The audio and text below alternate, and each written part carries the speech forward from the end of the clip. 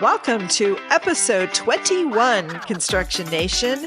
This is Sue Dyer, your host of Construction Dream Team, where I interview industry leaders and experts so you can learn about the people side of construction and build your construction dream team based on OPE, other people's experiences.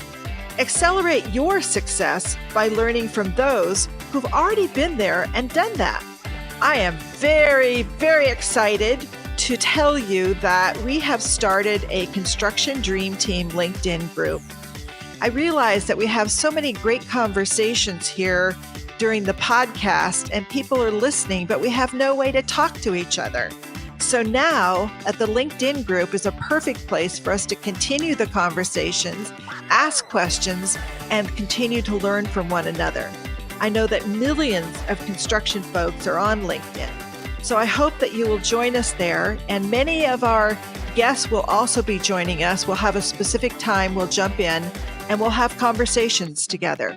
So I hope that you will go to LinkedIn and join Construction Dream Team LinkedIn group, or we're making a website for you to make it easier. It's CDT for Construction Dream Team, LinkedIn.com. That way you can go just to that link and it will have a place you can click and join. And also there'll be a place where you can tell us a little bit about yourself so we can introduce you to the group. So please join and go to cdtlinkedin.com. Thank you. So I know that on many, many projects, it is the technology components that often are creating a lot of heartburn. And as I'm on projects and I hear about different projects, I invited someone today who is the guru. She and her team are kind of the gurus of tech and making it work on projects. So we've invited her to share with us some of their insights and secrets on how to make IT successful on projects. Faith Varwig is the principal and founder of the Faith Group. I love that name, right? In IT, we need faith. So we've got it. We've got faith here today. The Faith Group LLC was established in 2004 as a full-service consulting and engineering firm specializing in planning and design of security, IT, safety, operational, and MEP and FP systems for aviation, transportation, healthcare, federal, government, large campus environments, and critical infrastructure clients. I want to welcome Faith to Construction Dream Team. Welcome. Thank you, Sue, for having me today. So I wanted you to just share first a little bit about what has been your journey to becoming the head of and founder of the Faith Group. And really the reputation you guys have out in the industry is pretty amazing given the area that you work in and how challenging it is for most teams. Sure. Well, as you noted before, we've been in business about 15 years. Prior to that, I spent more than 20 years working for a couple different architectural engineering firms in the St. Louis region. When I started the company, I really wanted to provide a different level of service for our clients, with a focus on not just solving their technical solution, but also their operational needs. Because, of course, technology is developed and installed to support the operations and business functions of our clients. I also wanted to have a company where I could really directly steer the culture and values of the company. We really pride ourselves here at Faith Group on truly caring about our employees, our clients, and our partners. And we want to make work fun for everybody, for our clients and for our employees. Not to say that it's not challenging, because certainly as a company that is very focused in IT security, we find every day new products, new services, new manufacturers that all have to be integrated into our building programs and projects. So that's very interesting. I've heard other leaders of very astoundingly great companies talk about how important culture is as well. So tell me a little bit about, your strengths as a leader and maybe how do you create this culture? You talked about it being about caring and having fun. What are you doing? Do you do something on purpose to create this? What's the process? How do you do that? And then how do you lead it? Well, thank goodness I was born a people person. So I just love communicating and working with my clients and my staff on a very personal level. I love getting my hands dirty. I like being involved, much to the dismay, of course, of a lot of my project managers when I am constantly sticking my nose in their work to just make sure everything's going great. But, I think that makes me accessible as a leader. I think it's really important in an organization that no matter what your role, that you be somebody that everybody can walk up and into their office and talk to them about their issues, their problems, what's going good on a project, what's going, could be going better on a project. I think really the thing that I love about working with my staff is they understand they can ask me anything. They can talk to me at any time. And I want to share with them my more than 35 years of experience so that I can empower my staff to be that person, be that front person for Faith Group and represent us well at the level that we really want to be, represented as. I really try to be forward facing, innovative. I love working with both my clients and my staff to think sort of, I hate to use the phrase out of the box because it's really way overused in our industry. But, that's part of what we do. We want to come up with new ideas and approaches that really, set a different, standard in the industry. And I think also as a company, I wanted a firm that's not afraid to try new things and try some risks. We did some strategic planning a couple years ago, and we talked about sort of experiments and, how do we take those 3 month, 6 month ideas that people have and experiment a little? And, sometimes they work really well and sometimes they don't work at all. But if you don't try them, you will never continue to move your company forward. That sounds great. I can really pick up on your leadership style just from the way you explained how your philosophy plays out. I love the idea of experiments because with an experiment, you're trying something and you can't fail. You just see that the experiment needs to be tweaked or it didn't work. I love that idea. So, on most of these projects that we work on, large projects, and today more and more, always, IT is becoming a bigger and bigger part of making our facilities run. Doesn't really matter whether it's a roadway or a full bridge or a hospital. Why do the IT components on so many construction projects still fail? And I mean that they don't meet the schedule or budget or the stakeholder requirements of what they'd hoped they would do. Why is that? Well, there's a lot in our industry from a culture standpoint in our traditional AE construction industry that contributes to the fact that IT still is problematic in terms of how we deliver it on a project. So, if you think about it, think about when I got into this business and I was doing work in the 1980s, there really wasn't IT, right? There was mechanical, electrical, plumbing, fire protection. You had a civil engineer, you had an architect, you had structural engineers, contractors. And then after you got done building the building, AT&T came in and put the phone system in. And that was really the extent of IT. Well, now fast forward when that infrastructure and that technology is the core of the business. And it's been a very short amount of time. It's only been, say 30 years from it going from non-existent to being the key relevant system being put into buildings these days. And I think a lot of the problem has to do with the fact that IT, first of all, is not at the table early enough in the design phase of the project. Most of the programs that I see that are problematic don't have that seat at the table for IT right from the get-go. So that's one thing. You just have to be there at the very beginning. The second thing I would say is that there seems to be inherently problems related to assigning appropriate budget for IT. It's really hard to put a number on technology, especially when you think about how far in advance you have to think about technology. I'm starting the design of a building that won't be done for 6 years. I don't even know what the technology is going to be in 6 years, but I'm trying to design an infrastructure that is flexible enough to adapt. The problem is I don't have flexible budgets and I don't have extra money. So that adaptation becomes very difficult. And I think the third thing that is a contributor is that a lot of times the IT disciplines are kind of lumped under the prime electrical contractor. And the electrical company, contractor in some cases, really just doesn't have the skill set to manage that discipline, because it's not like he's taking on just a single contractor.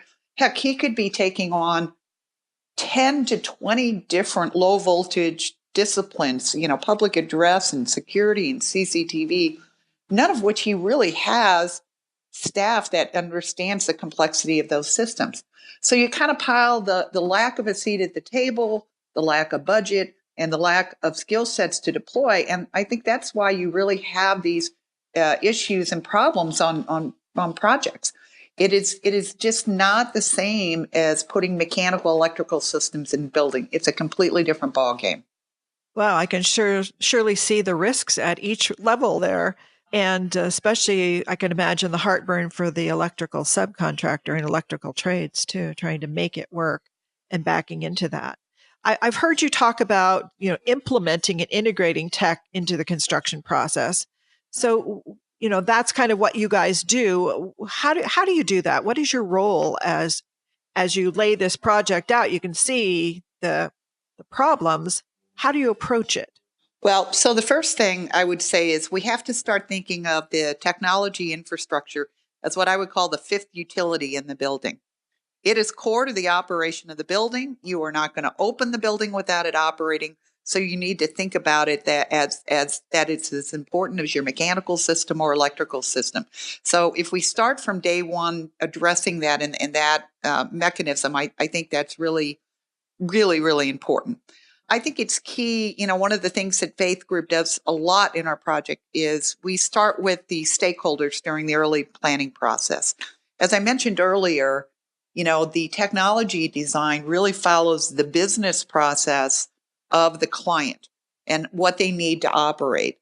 And so we really work with the stakeholders early on to fully understand program goals and objectives, and work with our partners to develop detailed design documents that support the procurement, testing, commissioning, and final delivery of a program.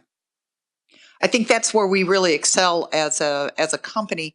If you think about it, we kind of act as a liaison, or sometimes I joke as a translator between the stakeholders who are going to occupy the building, the planning and development group that is assigned to oversee the management and development of the facilities, and the general contractor, sort of with a foot in each area, to be able to help them deliver a program that's on time and in budget and meets all the goals and objectives of the end stakeholders. That is such a critical component. I remember being on a job several years ago where the IT folks would talk about whatever system we were talking about, and no one in the room understood anything they were talking about. And so I remember having to go out and hire someone, trying to find someone who could translate, which was very challenging to find. And then with just translating didn't mean that they actually could make decisions and figure out how to make it work either. So what you guys are doing is so important. But how do you do this with this role of technology implementation and integrating when you have a CM that sort of thinks that's their role? How does that play out? Well, so that's challenging, right? Both from a program management and a construction management. When you're talking about rolling out the technology program, it's completely different than construction management of all the other disciplines on the project. And the key reason why it's really different is because in many cases, especially when you're dealing with very large clients and you're dealing with a project that is sort of an expansion. Let's say I've already got an office tower or an airport terminal, and I'm going to add to it. It's a $750 million ad. There's going to be a substantial amount of technology to be deployed. And the owner already has an IT department. And in almost every one of these cases, the IT department plays a role in the delivery of the overall project, which is not true for any predominantly for any other group within an airport or a client ownership model. So the IT departments in many cases say, hey, that's great. You run the horizontal cable, but I'm putting in the core switches and I'm putting in the servers and I'm assigning all the ports. And I want to be engaged in the testing. So you're really taking that IT department that is, whose full-time job is to make sure the current facilities are operating, and you're sticking them right in the middle of a construction program and a probably aggressive construction schedule that makes it very, very difficult for them to succeed. IT people within our client bases, we find them extraordinarily skillful technicians, right? But they have almost zero experience in how to build a building. And they also, when they deliver projects, they use a mechanism which is called Scrum or Agile Project Management, which allows them to do things and sort of experiment and put them out there. And if it doesn't work, we change course. We add more servers. We add more budget. We delete budget. That's not how construction goes. And so you're trying to take inherently a department and a skill set that does not belong in a construction environment and sort of make them fit. And so that's sort of where we come in on these contracts, is that we try to work with that internal IT department, with the construction management team, and be that liaison between the two to assure that the internal IT department is delivering things when they're supposed to, and that the contractor is asking for things and coordinating things the way they should. And that's what really makes it successful at the end of the day. You have to acknowledge that fifth outside party is going to be there and work them into the schedule from the very start. That makes a lot of sense. I can see it could be a bit challenging to get the IT department on board. How do you approach that, or what problems have you seen there? Yeah, that's always an inherent problem, because they do a really good job of delivering internal technology to the organization typically. But, it takes a lot of work to sit down with them and explain the construction side of the business in many cases. I mean, if you think about it, most of our clients that we go to probably have anywhere between 50 and 100 different types of technology systems and software platforms operating in their environment, many of which the technology department has very successfully deployed for their own company. But, trying to do that same mechanism, that type of deployment in a built environment is completely different. So we work really hard with those departments to sort of get them to understand how they fit in. We have to do a lot of work with schedules. We have to develop matrices that assign responsibilities. And I can't overemphasize how important doing a matrix of roles and responsibilities for every party.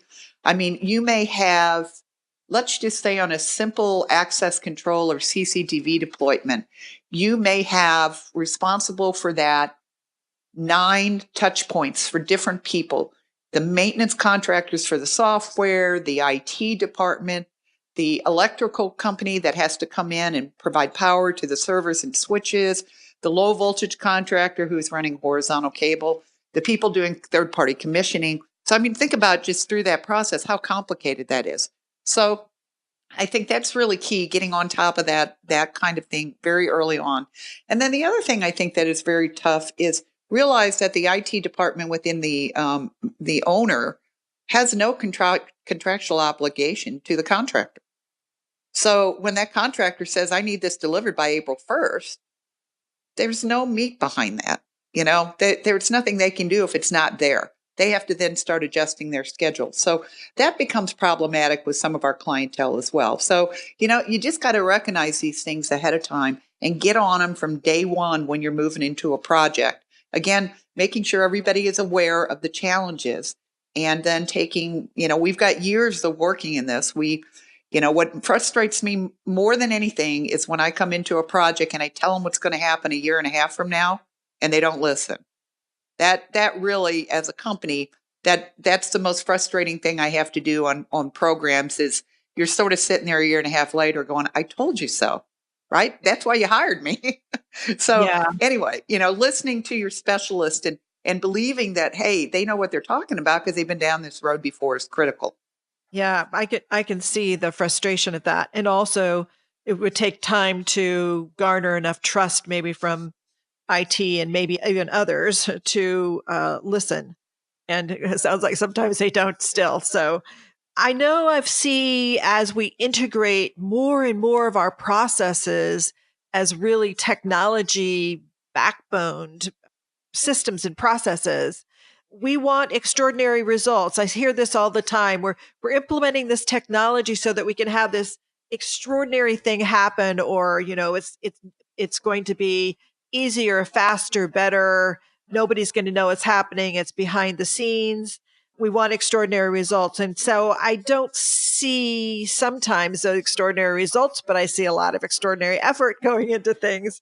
What do you see as the barriers to really creating these strong tech implementation and integration for something extraordinary so we get the results that we kind of wanted?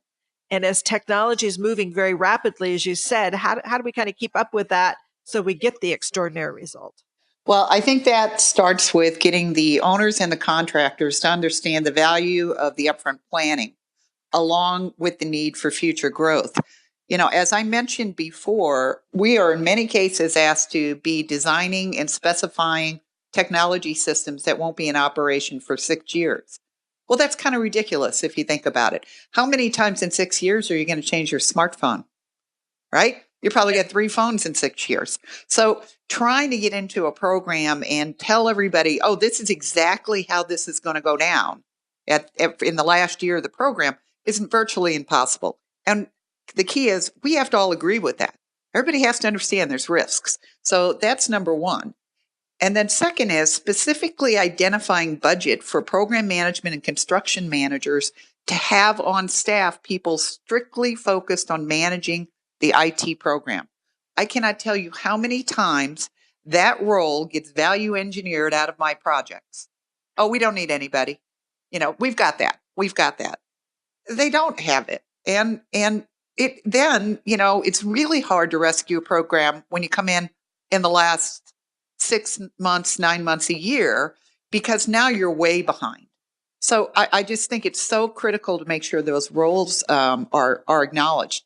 And then also providing, understanding that IT is complicated and that our approach to delivering the project has to be flexible. So yes, we have to think about it ahead of time, but we also have to be flexible in that the process is going to change. The technology is going to change. Heck, your owner may change, in terms of what their focus from a business or operational standpoint is. So you have to provide flexibility within that overall program. And again, it has to be in a unified thought process between the contractors, the stakeholders, the vendors, suppliers. Everybody has to be on the same page and agree that this is where we're at. That sounds, and if you're that, then as technology changes, you can be flexible too. So That's right. you're not fighting that. So thinking back to just your lessons learned, I want the listeners and all of us to sort of just have a key understanding of what would I need to do to truly implement technology on my project. If I'm say I'm starting a project, it's moving into construction, and it's just average at this point. It's hopeful. We're Yep. hoping it'll get better, and we're hoping it'll work out. Right. What can I do to make sure that I'm not just hoping? Right. Okay. So from a lessons learned standpoint, what I would say is number one is understanding the true scope of the project up front. And I cannot emphasize that enough.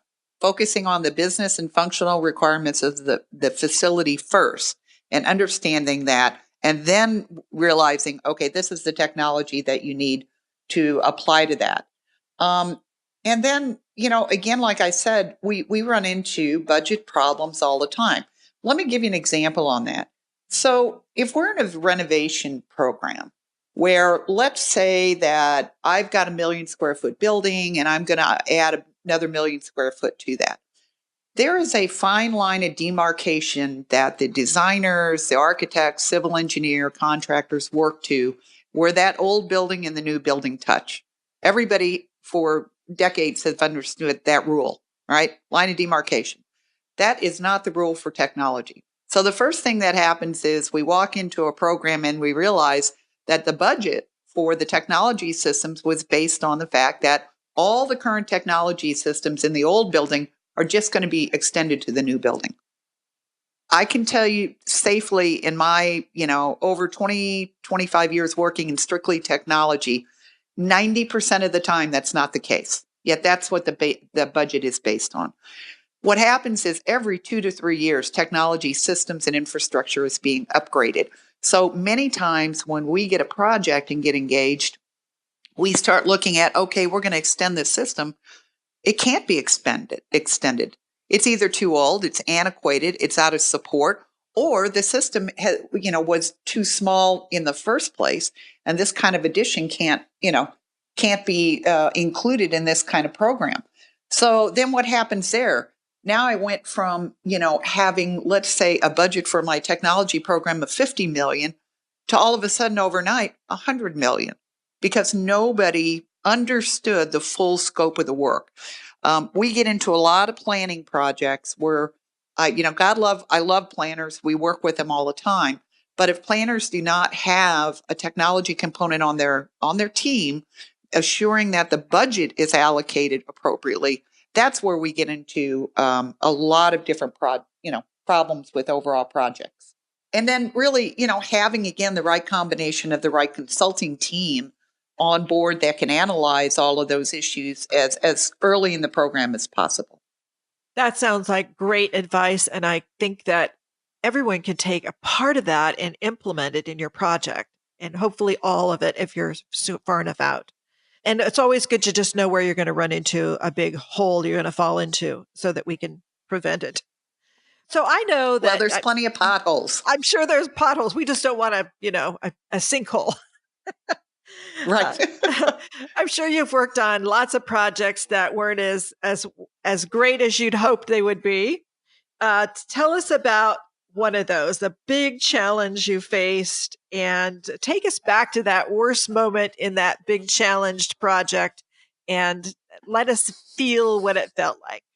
Well, that's an interesting question, because there's probably big challenges every day that we deal with related to one of the gaps that I've mentioned in this podcast so far, either lack of understanding, lack of budget, lack of technical competency on the job side. But I guess when I think about like what was the worst case, there's nothing worse than getting released from a job for not, donating enough to the mayor's budget. Right? So, what do you do about that? And that is just reality. And when I think about all the things you can fix on a project, and we fix a lot, that is one thing that you can't fix. And it's unfortunate that it probably hits everybody listening to this podcast, is it's being on the wrong side of a political decision in an organization. And I've had one or two of those in my career that have just been crushing in terms of knowing that we did our job and we were doing everything right, but we just didn't read the tea leaves on the political environment that where we're at. So I think from a huge challenge to that's one. I'd say from a personal challenge on my standpoint, the biggest challenge I ever had was making the decision 15 years ago to start my own company. I was with another firm for 20 solid years, built a large group under the safety umbrella of their organization, and really stepping out on your own and saying, it's now my time to take my ideas and put them out there. That's very challenging, and like anybody, you spend the first 1 to 3 to 5 years going, what did I do?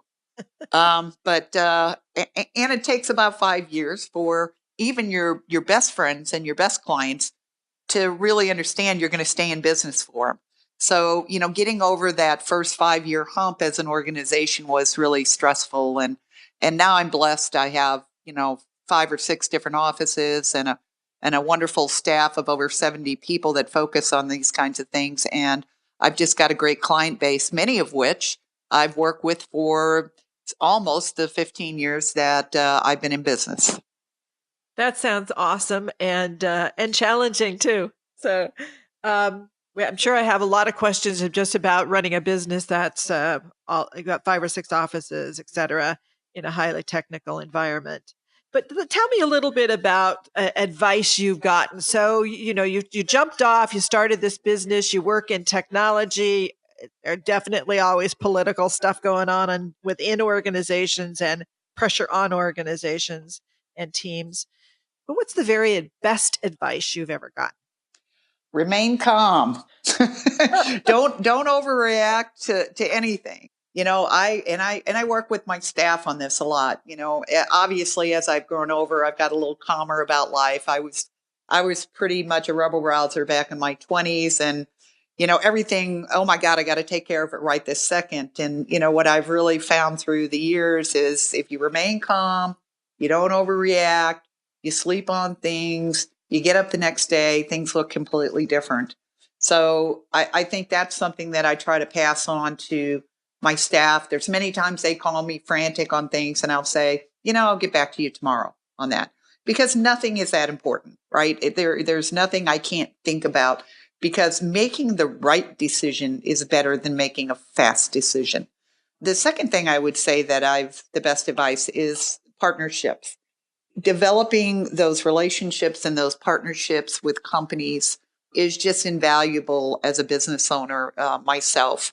Having the people that you regularly work with, no matter where it's at in the country, coast to coast, that you know how they work. It's great when you develop that kind of relationship with companies, and it's almost like you're not separate companies anymore, right? You just work together seamlessly. And you only do that after you've done 2, 3, 4 projects together where you understand. And then you can kind of align people and staff to always work with their staff. And it's wonderful. One of the guys that advised me way back in the early 80s about the importance of partnerships, I took that to heart. And I've always looked at developing those long-standing partnerships as something key to my business. And are these partnerships in reality, like contractually, or are they partnerships as a sort of a strategic alliance? More strategic alliance. People, we want to be that go-to company for from our architects, engineers, contractors that say, hey, we got this big program coming up. There's a big technology component. I'm going to use Faith Group because I know I can trust them. I can depend on them. So it's sort of a no-brainer.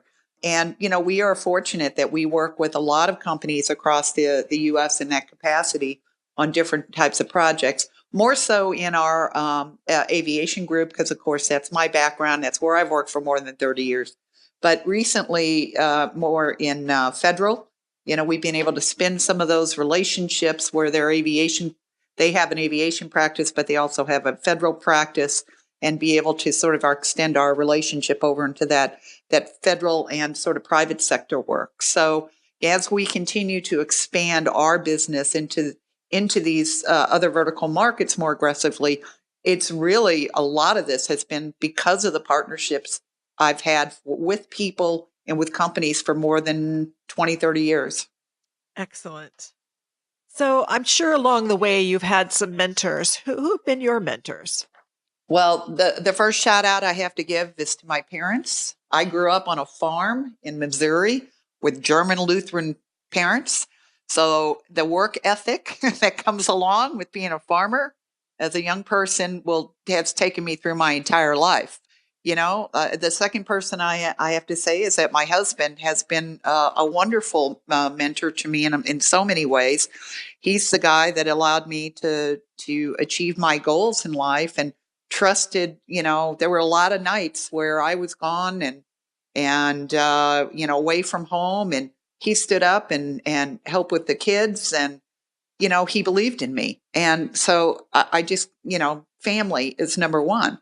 And then I guess after I think about that a little bit, I have to go back to the fact that there's a lot of women in this industry where we all grew up in the 1980s. I think back, and again, I'm an aviation person, so I think back of Gina Marie Lindsay, who was the ex LA director and spent some time up in Seattle, and she was a lobbyist for a while, and looking at Kim Day, who's the current Denver airport director. These are people that I always admired. We were all young together and we all grew together. And, I would see what these women would achieve. And I would always say, hey, I can do that and I can get there. So I don't know that I would necessarily call them mentors on a day-to-day basis because, truly, I don't think up until the last few years that whole mentor relationship didn't exist for a lot of us young engineers when back in the 80s and 90s. But I certainly had people I admired and aspired to be like. Yes, I would agree. And it's always nice to have people that you aspire towards so that you have someplace, a vision for where you want to go. Books. I love books. So what has been a meaningful book to you that we might share with everyone? Sure. So I am not a book reader, actually, but I do a lot of reading of periodicals, articles, and magazine news. I'm more of a short story sort of person. But as my company has grown, I've had to pick up a few books recently to sort of think about, where are we going as an organization? And one of the things we're focused on right now is company growth and succession planning. Succession planning is extraordinarily important to me. And I've just seen so many companies and organizations that have not started early enough because it is not easy to put a plan together. It's not easy to implement the plan. This is something that happens over years, not months. One of the books that I did read that I thought was very helpful was Scaling Up. And it was, it really talks about a person as a business owner and leader, and sort of the real hands-on, no-nonsense approach of scaling up your business. So I think that was one of the good reads that I had, and there are several books in that kind of genre where those are the kinds of things they talk about, and I've got several that I've read over the last probably year and a half or 2 years as we start looking at business expansion. Yeah, well, we'll put a link to this one in your show notes so everyone can grab it. Yeah. Okay. So tech, you're a tech person. What's your favorite personal tech that you use? Piece of tech. Gosh, well, of course, like anybody, I can't live without my phone, right? That lives with me everywhere I go. Although I'm really good about not getting engaged too late in the evening or on the weekends with work. I don't expect, I like to have a good work-life balance. That's one of the things I promote here at the organization. So we really try hard not to just live and breathe our cell phones and emails and technology because it can just overwhelm you. I'd have to say one of the things that we've been doing from a tech standpoint is, again, on the side where I was talking about doing experiments and moving forward and trying new things, we've really started to transition our real technology infrastructure over here at the office. So we've given up on Skype as an internal tool for ourselves, and we've really moved into Microsoft Teams and GoToMeetings as a way to communicate, across from, multiple offices, multiple jobs. I don't know. I think we have probably over 100 projects going on right now, and getting, people who are working in 3 or 4 different physical locations to be able to communicate together all in one. I'm not going to say it's been an easy transition. Any technology migration like this away from a more structured approach that we all grew up with is hard. But I would have to say that moving into this environment upon the recommendation of our IT group has been extraordinarily helpful in managing the growth of the company. Yes, and I can see that is a trend. So it's probably very helpful for others to learn from you and what you guys are doing. I always like to leave a resource. We got a book. Is there another resource or a gift kind of that we give everyone so people can learn more about really what your expertise is? Yeah, that's a tough question, I will have to say.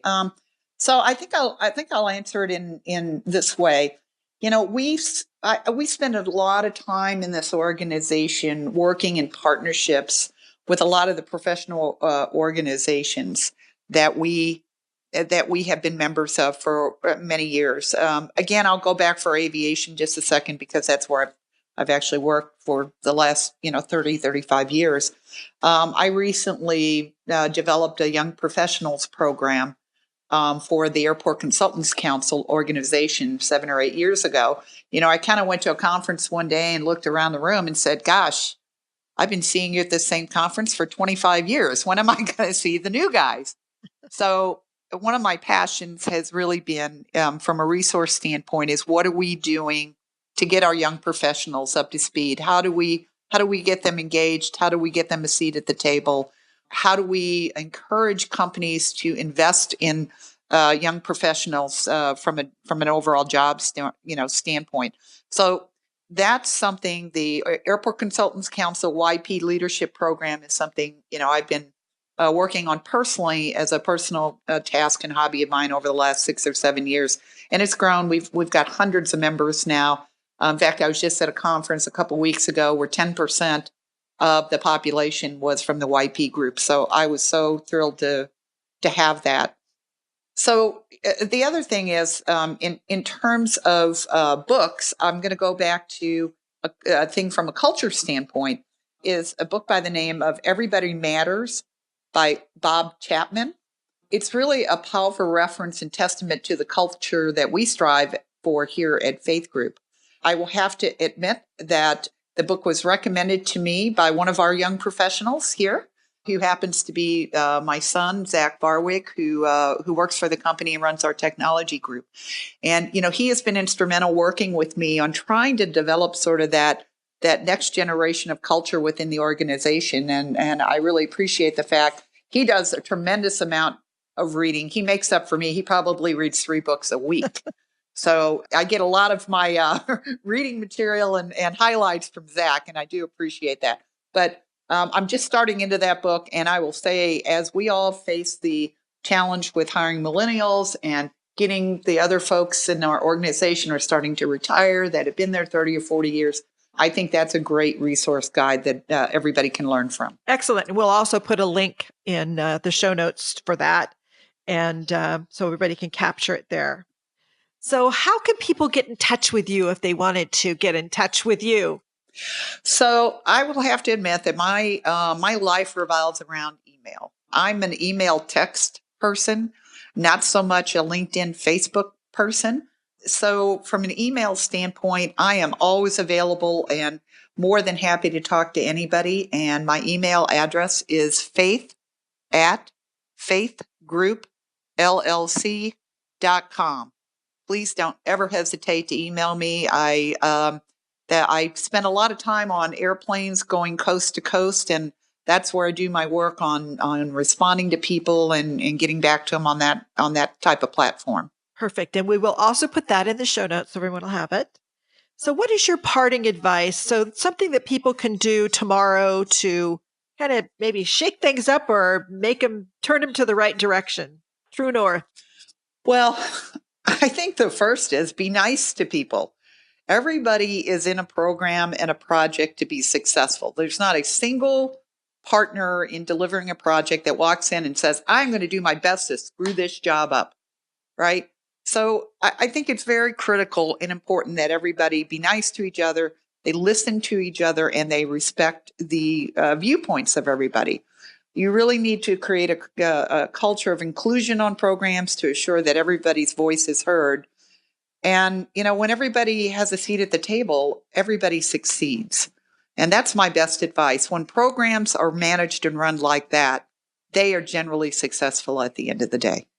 That is wonderful advice and so appreciated. Thank you so much, Faith, for taking time to share with all of us today.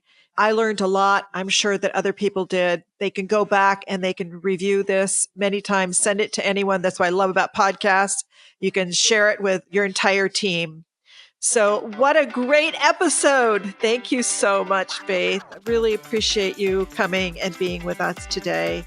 I know that teams will be thinking about different approaches to their IT because of this episode. But just don't forget, everyone, that Dream teams don't just miraculously appear. You really have to work at it. And this is the kind of things that you can be doing to really begin to create a dream team. And I hope that everyone will tap into the collective wisdom of the industry and continue to listen to the podcast. Send out this episode, learn from it, talk about it. Jump on and join us at the LinkedIn group, Construction Dream Team LinkedIn group, and we can continue the conversation. I also know that many of you out there, I have seen, may not even know what a podcast is, and you're learning what they are. And can't tell you how many people have said, how do I get onto that podcast? What is that? Well, all of a sudden now, Siri is going to make it easier for you. So if you have an iPhone or an iOS device, you can just go, hey Siri, subscribe to Construction Dream Team podcast, and it will just automatically happen. Or you can say, hey Siri, listen to Construction Dream Team podcast, and it will happen. So it's gotten easier and easier for you all the time. And now it's even easier. I also hope that you will go on, when you do go into the iTunes, you will give us a 5-star rating. It does bring us up higher in the search engine so that more of Construction Nation can find us. And that is what we're hoping, that we can really tap into the whole collective wisdom of the industry and make all of this great information available to everyone. Do remember that every Monday morning at 4 a.m. Pacific time, that Construction Dream Team drops. And please join me next week when I will interview another industry leader or an expert about the people side of construction so that you can learn how to create your Construction Dream Team.